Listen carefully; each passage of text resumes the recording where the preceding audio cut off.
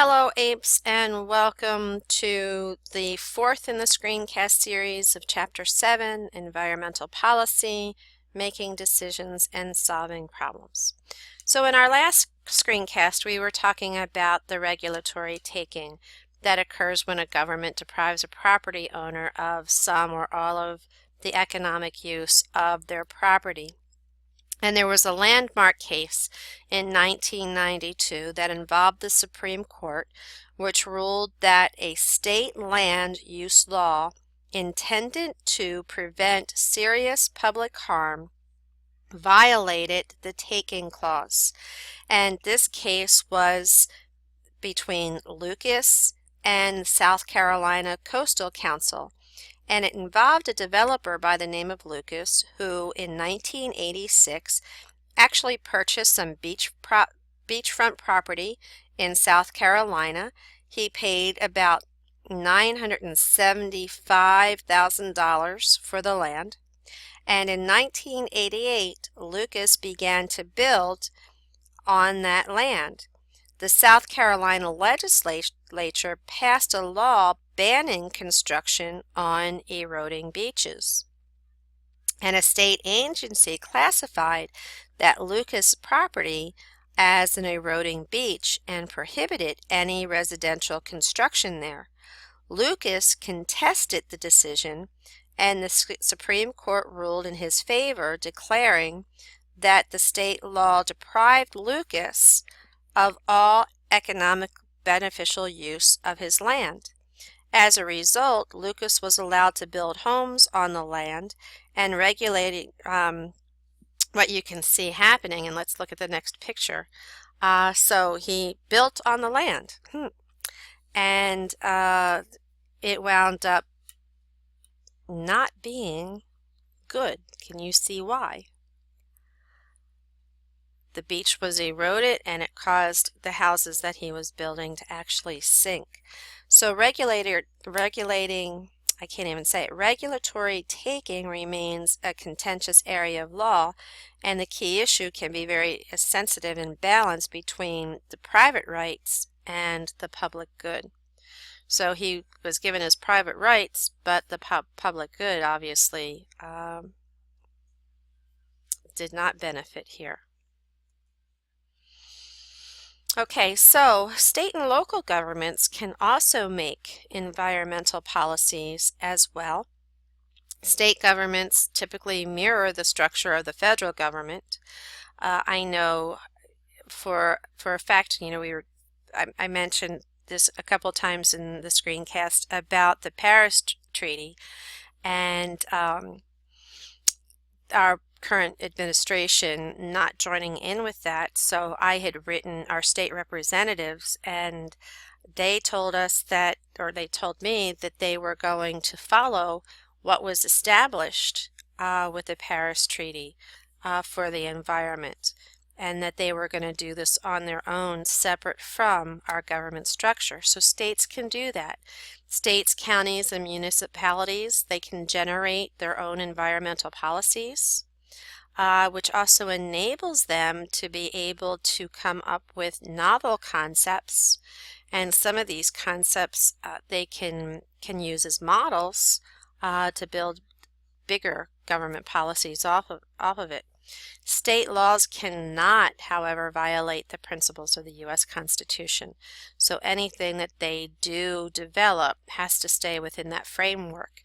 And if the laws conflict, then federal laws will be able to take precedence, so they overrule. Of course, since the federal law can overrule, they can also influence state laws.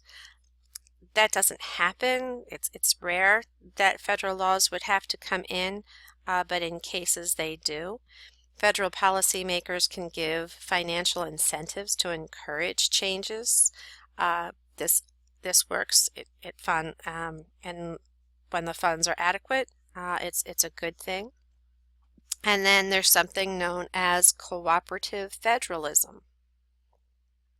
And cooperative federalism, as it says, is an approach whereby an agency can work with state agencies to achieve national standards. So let's take a look, and I'm going to your book for this, and I'm just going to, if you want to follow along in the book, I'm on page 172. We're going to take a look at how this cooperative federalism works. Governor Tom Corbett had signed the bill into law asking legislators to prevent municipalities from regulating the drilling. Legislators refused, and in the resulting compromise, the law forced towns to permit drilling in areas, including in residential zones, but allowed them to use their zoning standards to regulate noise, lighting, and structures. So that's why you saw that fracking set up in the neighborhood where the little girl was playing.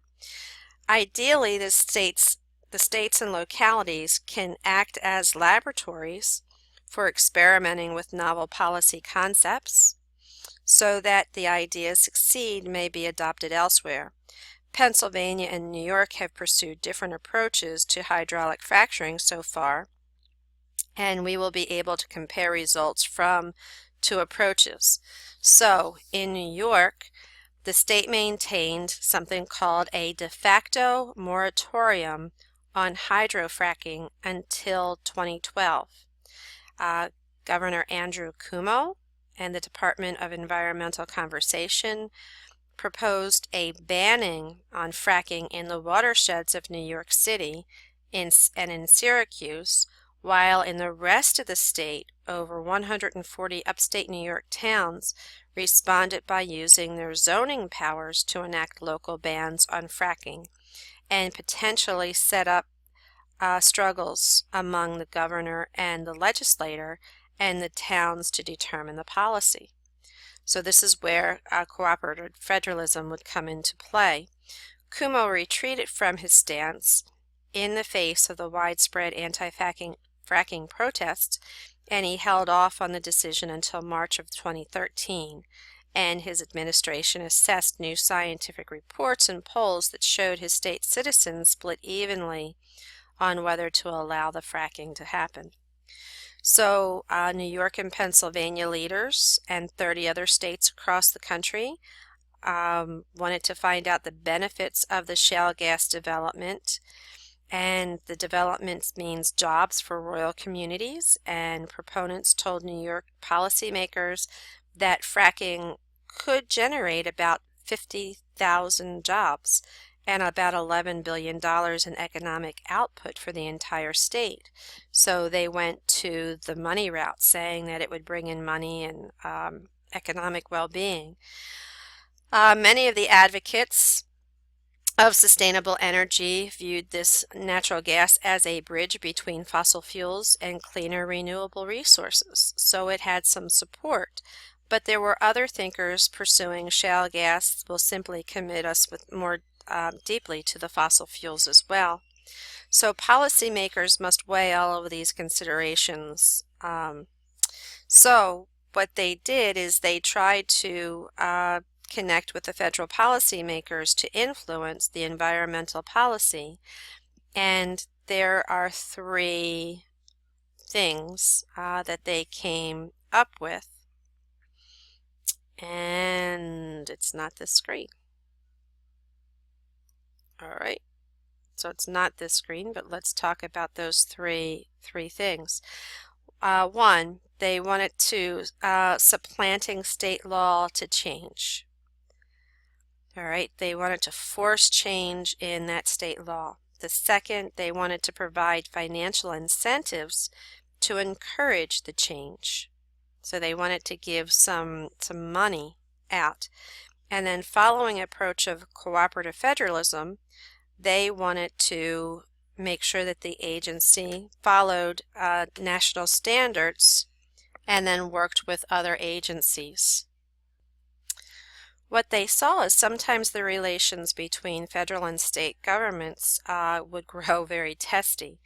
And when the U.S. EPA came in to test Dimmick's water, and the head of the Pennsylvania of the Department of Environmental Protection complained that it was undue and an interference with state affairs, there became a little bit of an uprising between the two, and it weakened the federal oversight.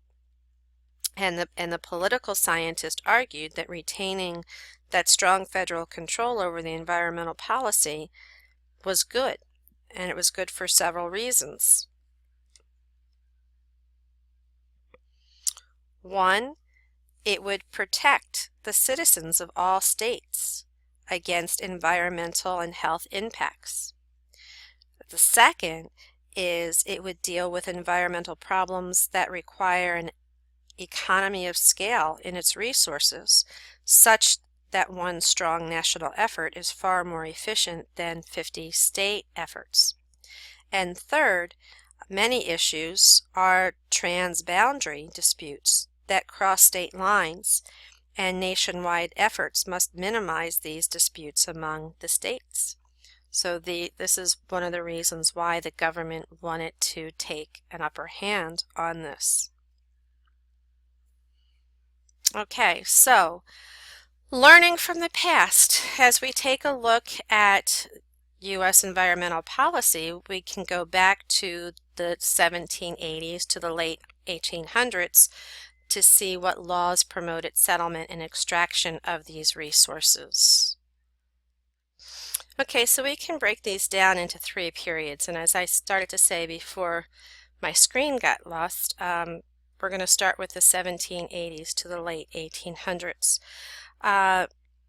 This is the first period, and this was accompanied when we went to that westward expansion of the nation, and it was intended mainly to promote settlement and the extraction and the use of the continent's abundant natural resources.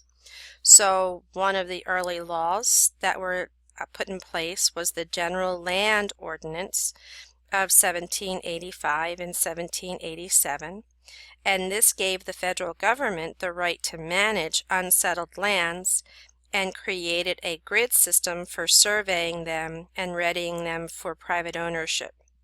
So in 1785 through the 1870s, the government promoted settlement in the Midwest and West and doled out to its citizens the lands it had the lands that it had gotten from the Native Americans. So that wound up displacing millions of Native Americans. Western settlement provided the U.S. citizens with the means to achieve prosperity, and it also served to relieve crowding in the eastern cities. The people believed that the land was infinite and inexhaustible as a result. So here we see different pictures. In this one, we're seeing people moving west and settling on the land in the west. They were protected by the Homestead Act in 1862. Also, there were mining activities that went on as well that protected that.